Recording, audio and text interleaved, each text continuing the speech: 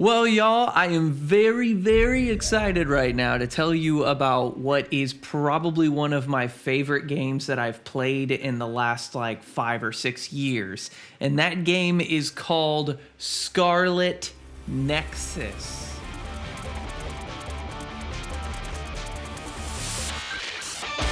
Okay, now if you're not a fan of anime, you don't like manga, you don't like all that otaku weeaboo then this game is probably not for you because it is 100% in that category. Although the gameplay, I think, has its own merit outside of the art style. Anyway, I'm stoked y'all are here to get my second game review ever, and let's get into this bad boy. The first thing I want to talk about is the aesthetic, since we already talked about how it's an anime game. The game is seriously gorgeous. A lot of the story is explained via dialogue, and the dialogue is put out in these manga-style boxes that have these red strings all around them, which is significant to the style and the culture of the game. It essentially uses still images of the characters, but they're the actual like 3D renders of the characters and not just like the cartoons. But it will also have the little cartoon talking head things as well while it does it. And it looks great. It's a really great way to handle how there is just an absolute cornucopia of dialogue in this game. It's just like non-stop dialogue in between action. They did a really great job with making sure all the characters look really unique. I never got confused about who was who, which is something that I think can happen a lot in some animes. In this one, they did a really good job. They gave everybody like, you know, unique hair colors, unique hairstyles, unique faces, which is something I think a lot of animes lack in a lot of anime games. Now, speaking of the dialogue unfolding via the story is very deep, and at first I thought it was going to be kind of a surface level, very basic anime premise kind of thing, you know, like, oh, the government is secretly up to something, but it unfolded in a much grander sense. You get to choose between two characters at the start of the game. You're either Yuito or Kasane, and that significantly changes the way that the story unfolds, so much so that I actually felt like some of the story suffered a little bit if you don't play both. The only real gripe that I have, aside from what I said about the story being split, is that there's one particular antagonist that isn't very well developed in Yuito's version of the story and is in Kasane's, and that kind of sucks because it just makes the drive to handle the situation less enticing. I hope that was as spoiler-free as I could say that. Let's talk combat and gameplay. Fighting in Scarlet Nexus is a lot like Devil May Cry. There's a lot of heavy use of combos with melee weapons. They change it up in that they give you these psionic powers that you can access via what they call SAS, which is basically connecting to the other players in your party. Well, the other characters in your party, they're not players. And that creates a lot of unique and interesting ways to use your combos. For example, one of them is a duplication attack, and when you duplicate, it makes it so your psychic attacks where you throw stuff at people suddenly becomes twice as many as whatever you grab. And when the other potential protagonist is in your party, it doubles your psychokinesis power, which is, you know, your ability to move stuff with your mind. And if you combine those two things, you can do this really huge attack where you grab everything on the screen and throw it and like duplicate it so it's twice as powerful. And it's very satisfying to feel that strong, especially when you can find really intelligent ways to do it that are mentally stimulating and fun from a kinesthetic standpoint for your little thummy boys.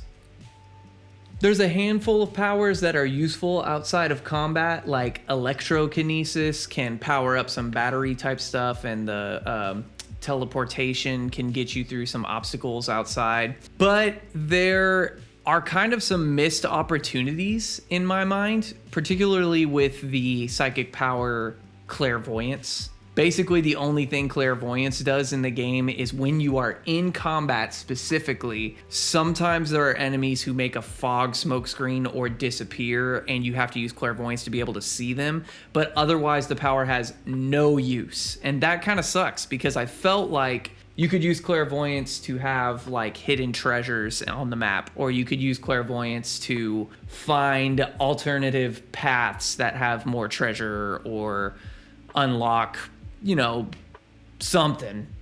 Again, these are such small critiques though. I mean, I thoroughly enjoyed the combat and gameplay. I really couldn't put it down sometimes. And I think my girlfriend Calissa probably got tired of hearing this. Leave it to me!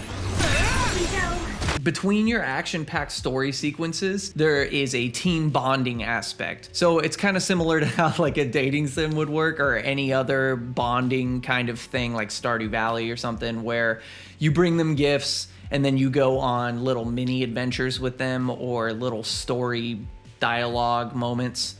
I did feel like it was a little weird that you could bond with people who weren't part of your team in the story at moments. Your characters are kind of at odds in moments sometimes, and it still lets you do these bond episodes where you like hang out with them at a bar. And it was like, aren't you like my enemy right now? Kind of. I don't really know. That felt a little like it existed in a vacuum from the rest of the story, but I don't even care, dude. Like, I liked getting to know the characters, and I enjoyed the hell out of that, so whatever. There are a few moments that feel a little bit like an identity crisis. Like, there are a few treasure chest type things. You have to like platform to them. The mechanics of the game doesn't really suit platforming that well, so that feels a little odd, but again, it's just extra stuff.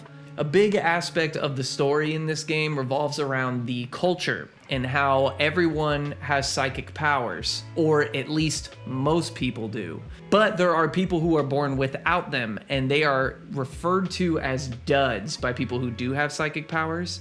It's a derogatory term, and people know in that society that they shouldn't say that because it's not right. But people still do because it's kind of like accepted, and people don't necessarily bat an eye if you say it. So I thought that that was a really cool and interesting parallel to real life, how a lot of the time people will just kind of glance over situations in which someone may be disadvantaged just because of the way that our culture has hateful traditions that haven't been completely phased out in the mainstream. It makes me think of things like how some buildings have wheelchair access with ramps and some don't, and people treat it sometimes like it's not a necessity, but there are so many people who need that, and it really is kind of that we don't accommodate that more frequently. And this goes the same for people with mental health things as well. For me, I have ADHD and anxiety, and so I have issues with the 9-to-5 work schedule. That does not line up with my sleep. If I were to just resign myself to following the neurotypical way of doing things, I would probably be really unhappy, and I would probably be physically unhealthy. So I just thought that they did a really great job in this game in kind of drawing attention to how sometimes people who are different are treated as less than by the mainstream. So let's get into it. Voice acting. Because I know that you all are gonna have strong opinions about subs versus dubs, okay? I played this game dubbed. I used to be a subs or die kind of guy, and I switched to dubs because my girlfriend and I wanted to watch animes together, and we were finding that if there's words on the screen, we're reading the words and we're not seeing what's happening with the characters on screen. We switched to dubs, and we found that it is much more immersive, and that the voice acting for dubs these days is way better than it was when I was a kid. I've watched a lot of dubbed anime now. Some of it f***ing sucks, and some of it is f***ing dope. So this game, I think, falls in the mostly dope category. Aside from Tsugomi, who I really did not enjoy anytime she spoke. I'm sorry. I'm so shy. This is what shy people are like. So that being said, I do think the VA for that character was great. I think the VAs for all the characters were great. You're gonna recognize a lot of these voices. The main character, Yuito, is played by Chris Hackney, and he's done like a bunch of stuff. Kasane was played by Erica Mendez, who plays Gone Freaks in Hunter x Hunter, the English version. There's some clout in this cast. These are some seriously big name anime voice actors, and I appreciate the hell out of that because they were killer. The music is great in this game. Well, this is me in the future editing this video, and I realized in this music section, I said literally nothing of substance.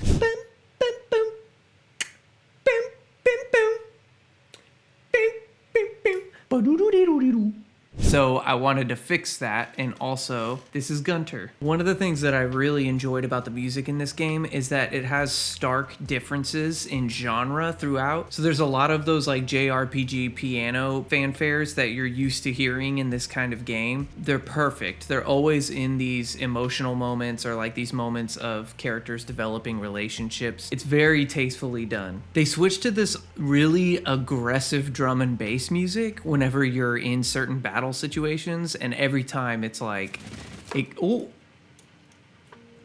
gets me all pumped up. You have the classic J-rock intro song that just bops really hard. It also has this orchestral cinematic strings and synthesizer kind of music that comes in for certain story moments, and it always seems to land right when you're hoping it will. I also wanted to take this opportunity to remind you to like and subscribe if you have not yet. Thanks. I loved Scarlet Nexus. My new album is available on streaming now. You can also purchase it on my website. So if you are inclined to support the channel and support my music and me as an artist, you can purchase that online and I'll ship it to you myself in these little teal bad boys. I'm currently playing Monster Hunter Rise and Halo Infinite. I'm also playing Pokemon Arceus. Pipe in, let me know if there's a game in particular you'd really like to know if it's worth playing or if you should pass on it, and I will take that for the team, baby.